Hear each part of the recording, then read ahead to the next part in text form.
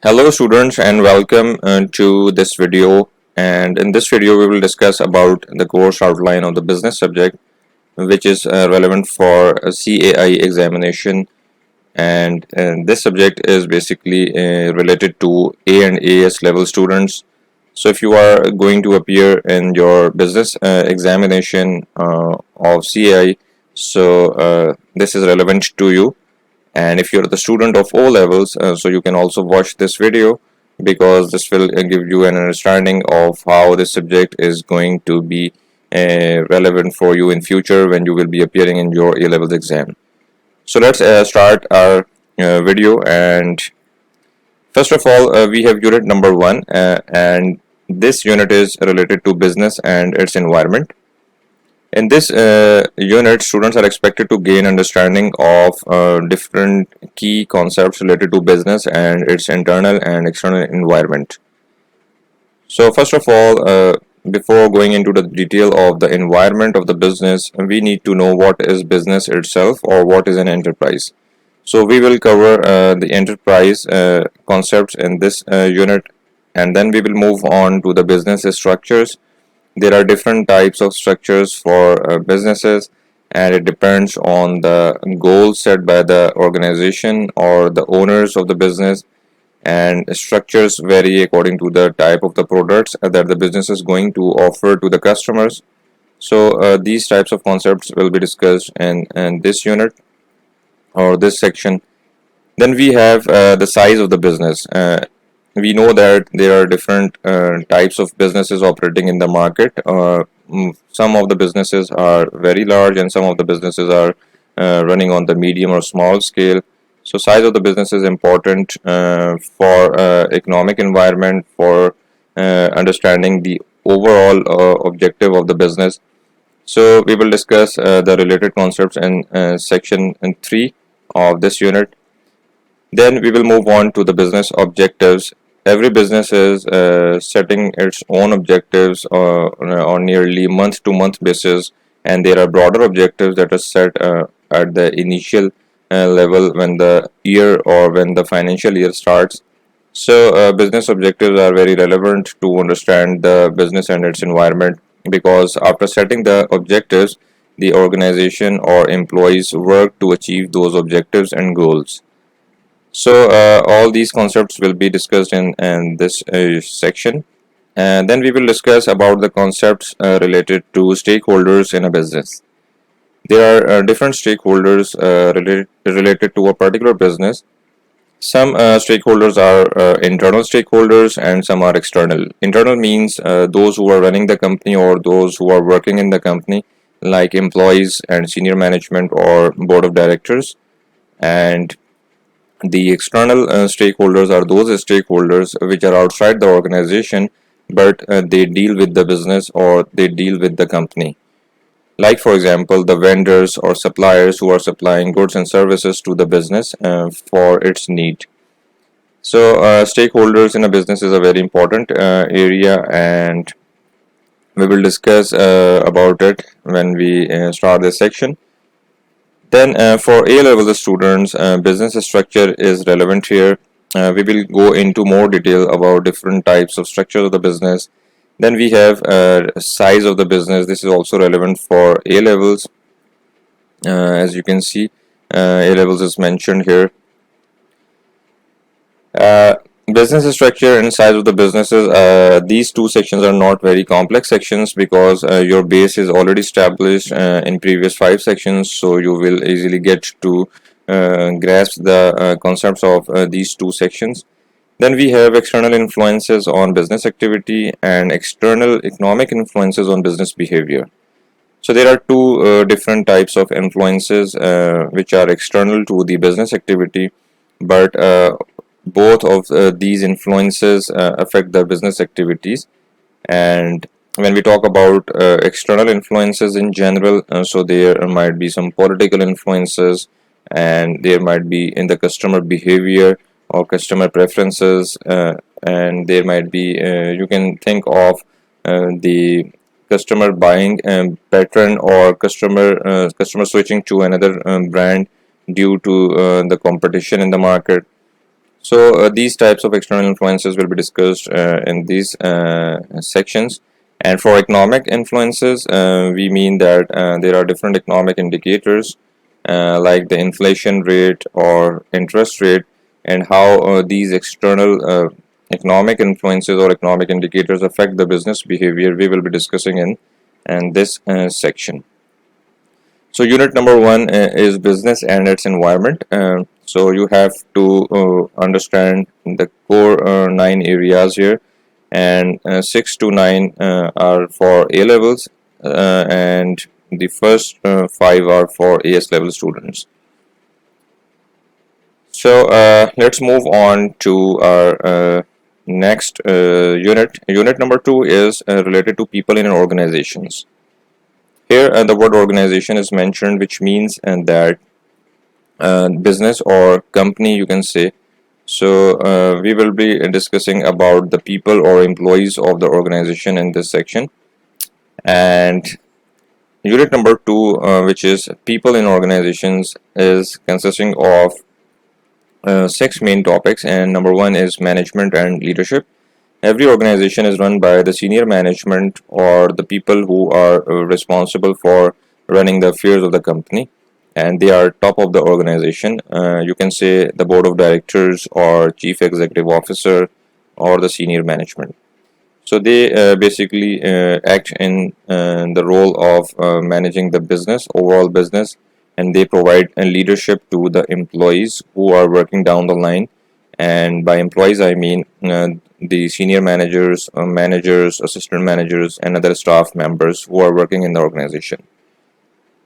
So we will move on next to the motivation and how the people in the organizations are kept motivated to achieve the goals of the organization, how the tasks are assigned to the organization's employees in order to ensure that the relevant tasks are allocated to relevant personnel, or and you can say the skilled employees are deployed in those critical activities where the skilled human resource is required. And this is one of the factors why people keep them motivated when they get the work which they deserve. So motivation is a very important factor for the organization's success. We will discuss this in this unit, or this section of unit number 2. Then we will move on to human resource management. Human resource management or human resource is a function or department in an organization that manages the people of the organization. Human resource is responsible for recruitment, for training, for payroll processing, for resignations processing, etc. Human resource play a very important role in any organization, and human resource personnel are basically responsible to ensure that the departments of the organizations are filled with relevant and skilled employees in order to ensure that departmental objectives are achieved and the overall organization's objectives are achieved. Then we will move on to further human resource management, which is relevant for A levels. And 13, 14, and 15 basically are related to A levels students. And in these 3 sections, we will discuss more about the human resource management, how human resource function works, how the human resource of the organization is managed, how the people are involved in decision making processes in order to ensure that overall objectives of the organization is achieved. So yeah, we will discuss in this unit. And then we have the organization structure and business communication. Organization structure is basically the hierarchy of the organization, the composition of the organization, different departments working in the organization, how these departments collaborate with each other, and so on. Then the business communication, which means the communication between the employees, amongst the employees, or the communication between different departments. And we know that every department in an organization is working to achieve the overall goals and objectives of the organization. So communication is very important in any organization, and this is basically a formal communication because we are dealing with the company or organization. So the tone of the communication is always professional, and we will discuss these type of concepts in this unit or this section of unit number 2. So all the A levels and AS level students, you are required to subscribe this channel, because more relevant and in-depth conceptual videos will be shared on this channel, and you can share this channel with your friends as well, because this will be relevant for all the students who are going to appear or who are preparing their exams. So my lectures will basically be focused more on concepts, and we will try to post those types of videos in which you will gain the understanding of the core concepts which the CAIE examiner expects from the students. And yes, so let's move on to unit number 3, and this is marketing. Unit number 3 is related to marketing. Every organization is required to market its products and services.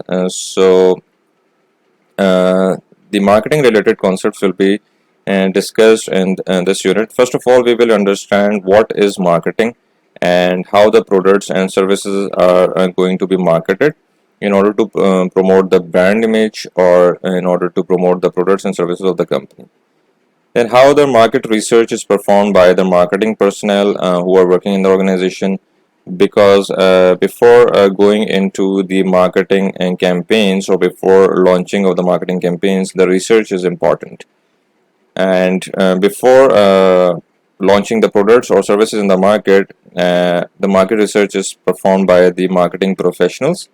They target the market, they perform the research, they get to know about the existing products and services of different competitors, and so on. So we will discuss all these concepts in market research. Then we will move on to the marketing mix, product and price, and then again the marketing mix next to mix which are promotion and place. Marketing mix are basically comprising of 4 P's: product, price, promotion, and place.